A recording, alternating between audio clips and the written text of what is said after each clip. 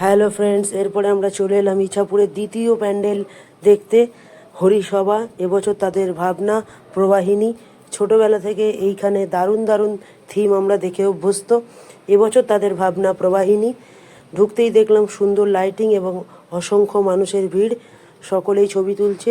আর প্রথমেই এন্ট্রি গেটের সামনেই দেখলাম একটা সুন্দর কাঠের নৌকা বানানো, ঠিক আছে, এবং সেটার দাঁড় যেটা হয় সেটা দাঁড়টা অটোমেটিক হচ্ছে টানা। তো যাই হোক, দেখে খুব সুন্দর লাগলো। তারপরে সাইডে সমস্ত কাজগুলো তোমাদের সামনে তুলে ধরছি।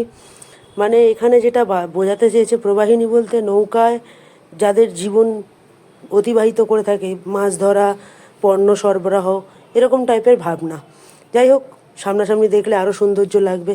কী সুন্দর হাতের কাজ দিয়ে এত সুন্দরভাবে তৈরি করেছে। আর লাইট নিয়ে তো কোনো কথা হবে না। আর ভেতরে ঢুকলে সে তো হাতের কাজ এবং যে এই যে শিল্পকলাটাকে এত সুন্দরভাবে তুলে ধরেছে।